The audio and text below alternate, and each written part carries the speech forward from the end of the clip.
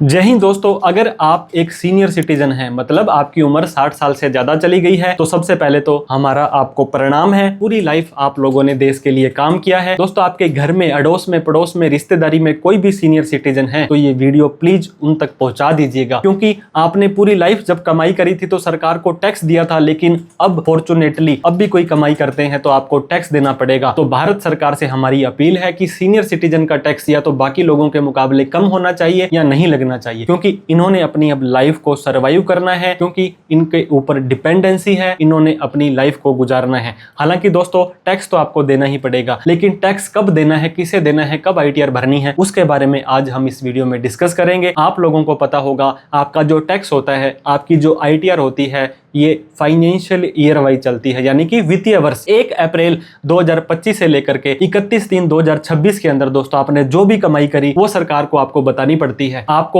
ITR का form भरना पड़ता है। आईटीआर के फॉर्म 1, 2, 3, 4, 5, 6, 7 तक होते हैं। लेकिन अगर आपको कोई पेंशन की इनकम आ रही है, कोई सैलरी आ रही है, कोई आपको 2 जगह से मकान का, दुकान का किराया आ रहा है, या आपको कोई सेविंग का, एफडी का, सीनियर सिटीजन का ब्याज आता है, तो आईटीआर 1 का फॉर्म आप भर सकते हैं। आईटीआर 1 का फॉर्म हो या long term, short term, lottery, gaming, crypto के अंदर आईटीआर 2 का फॉर्म भरना हो, 31 जुलाई से पहले भरना है। अगर आपने कोई बिजनेस किया, कोई ट्रेडिंग की, कोई इंट्राडे किया, कोई एफएनडो किया, तो आईटीआर 3, आईटीआर 4 का फॉर्म जाएगा, जिसे आप 31 अगस्त से पहले भर देंगे। दोस्तों, आप लोगों ने सुना होगा कि 12 लाख रुपए तक की इनकम पर कोई भी टैक्स नहीं है, और आपको पेंशन की इनकम आ रही है तो 75,000 की अलग से छूट मिल जाती है। 12,75,000 रुपए तक कोई भी टैक्स नहीं देना होता है। लेकिन आपका टैक्स नहीं बना, आपका टीडीएस नहीं कटा, 4 लाख से ऊपर इनकम अगर आपकी चली जाती है, एक व्यक्ति 5 तरह से इनकम कमा सकता है, सैलरी और पेंशन की, इसके अलावा रेंट की जो कि मकान दुकान से आता है, फिर कैपिटल गेन की, शेयर से, म्यूचुअल फंड से, प्रॉपर्टी से, फिर दोस्तों बिजनेस की। इन चारों में जो नहीं आती है वो इनकम फ्रॉम अदर सोर्स में आ जाती है, सेविंग का ब्याज, एफडी का ब्याज, सीनियर सिटीजन सेविंग स्कीम। तो इन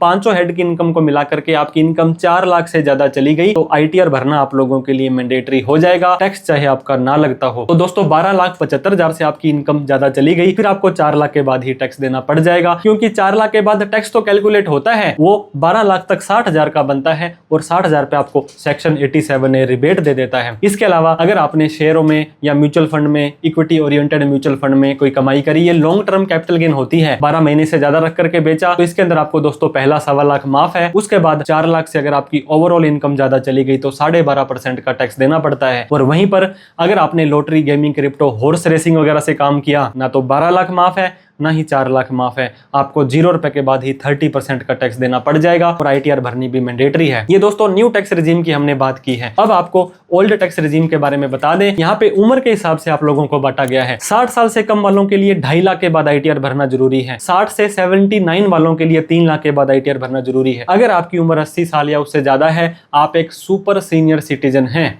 तो आप लोगों को 5 लाख तक की इनकम पर ना तो आईटीआर भरनी है, ना ही आपको टैक्स देना है। इसके अलावा अगर आप एक स्पेसिफाइड सीनियर सिटीजन हैं, आपकी उम्र 75 साल से ज्यादा है, एक ही बैंक अकाउंट आपका है, वहीं पर सैलरी या मतलब पेंशन की इनकम या एफडी का, सेविंग का ब्याज आपको आ रहा है, तो दोस्तों इस केस में भी आपको आईटीआर भरने की जरूरत नहीं है, चाहे आपकी इनकम कितनी भी हो। एक डिक्लेरेशन उस बैंक में जाकर के देनी है कि मुझे सेक्शन 194P, जो नया सेक्शन 393 का आगे हो जाएगा, टेबल नंबर, सीरियल नंबर, तो आप लोग उनको, बैंक वालों को बता देंगे कि मेरा टैक्स आप काट लीजिए, सरकार को दे दीजिए, मुझे आईटीआर भरनी नहीं है, और तो आप अब आईटीआर भरने की जरूरत नहीं है। लेकिन दोस्तों, आपने फाइनेंशियल ट्रांजेक्शन किए थे, बैंक में लेन देन किया, एफडी कराई, क्रेडिट कार्ड कराया, share market, mutual fund, lottery, gaming, GST का टर्नओवर वगैरह किए, तो साल खत्म होने के बाद एक बार मैं आपसे रिक्वेस्ट करूंगा, आप अपना AIS, TIS और 26S इनकम टैक्स के पोर्टल पर एक बार चेक कर लें। वहां पर डेटा कुछ बोल रहा है तो प्रॉपर आप अपनी आईटीआर भरें। सीनियर सिटीजन अपनी आईटीआर कैसे भरेंगे फ्री के अंदर हमने बहुत सारी वीडियो आप लोगों को चैनल पर दे रखी है। फिर भी कोई स्पेसिफिक केस है तो आप हमें कमेंट करके बताएं